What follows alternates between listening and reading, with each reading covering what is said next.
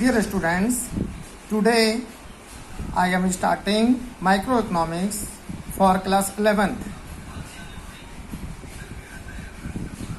Microeconomics divided into different chapters, and your first chapter name is Introduction of Microeconomics. In this chapter, your first point name is what do you mean by microeconomics? It means it is an individual branch of economics under study is known as microeconomics. For examples, demand of the commodity, supply of the commodity, etc. आज हम लोग class 11th के लिए micro economics का अध्ययन करेंगे। Micro economics को विभिन्न भागों में बांटा गया है और इसके पहले अध्याय का नाम माइक्रो इकोनॉमिक्स एक परिचय। इस अध्याय में पहला पॉइंट है माइक्रो इकोनॉमिक्स से आप क्या समझते हैं।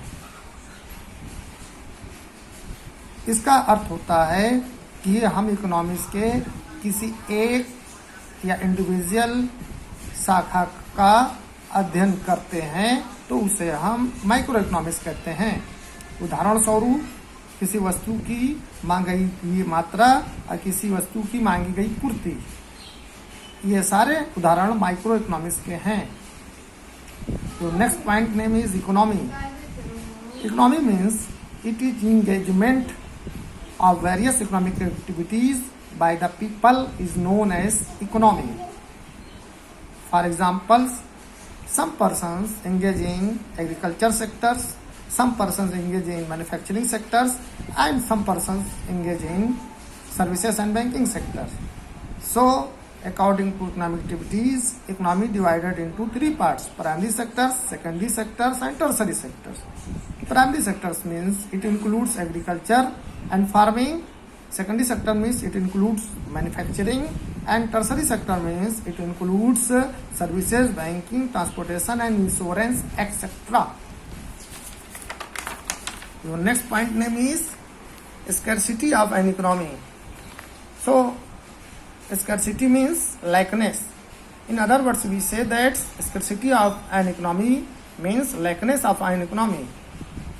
But in this point, the actual definition is it is limited supply rather than its demand. It is limited supply rather than its demand. Means suppose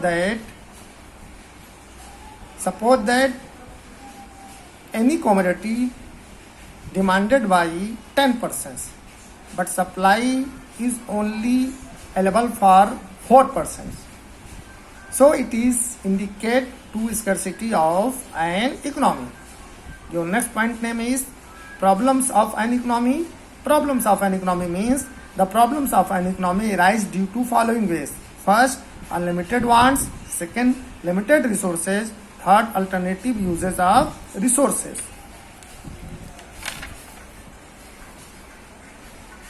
इस अध्याय का दूसरा पॉइंट है अर्थव्यवस्था। अर्थव्यवस्था का मतलब होता है कि लोगों के द्वारा विभिन्न आर्थिक क्रियाओं में संलग्नता। विभिन्न आर्थिक क्रियाओं में संलग्नता से तात्पर्य है कि कुछ लोगों के द्वारा कृषि का या खेती बाड़ी का काम किया जाता है, कुछ लोगों के द्वारा मैन्युफैक्चरिंग का काम किया जाता है, कुछ लोगों के द्वारा सेवा का काम किया जाता है। सेवा का मतलब होता है अध्यापक, डॉक्टर, इंजीनियर और वकील, ये सब सेवाएं देते हैं। तो कुछ लोग ये काम करते हैं, सेवा देने का काम करते हैं, तो उन्हें हम टर्सरी सेक्टर में रखते हैं। कुछ लोग मैन्युफैक्चरिंग का काम करते हैं, उन्हें सेकेंडरी सेक्टर में रखते हैं। कुछ लोग खेती बाड़ी का काम करते हैं, उसे हम प्राइमरी सेक्टर में रखते हैं। लेकिन इस इकोनॉमी की कुछ लैकनेस या स्कर्सिटी भी है। तो क्वेश्चन ये प्रारंभ होता है कि ये स्कर्सिटी का अर्थ क्या होता है। स्कर्सिटी का अर्थ होता है कि जितनी डिमांड है, जितनी मांग है, उसके तुलना में उसकी सप्लाई कम होना। इसे हम एक उदाहरण द्वारा समझ सकते हैं कि किसी वस्तु की डिमांड 10 लोगों के द्वारा किया जा रहा है, लेकिन उसकी पूर्ति सिर्फ 4 लोगों के लिए उपलब्ध है। तो यही स्कर्सिटी ऑफ एन इकोनॉमी या लैकनेस ऑफ एन इकोनॉमी है।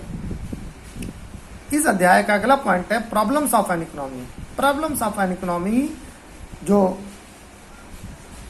उभरता है उसके पीछे विशेष रूप से 3 कारण हैं। पहला, असीमित इच्छाएं, अनलिमिटेड वांट्स। दूसरा, लिमिटेड रिसोर्सेस यानी सीमित स्रोत। और तीसरा, अल्टरनेटिव यूजेस ऑफ रिसोर्सेस यानी जो हमारे पास रिसोर्सेस हैं उसका विभिन्न प्रयोग करना। ये तीन बिंदुओं के द्वारा हम प्रॉब्लम्स ऑफ एन इकोनॉमी को आने वाले दिनों में अध्ययन करेंगे। Thank you.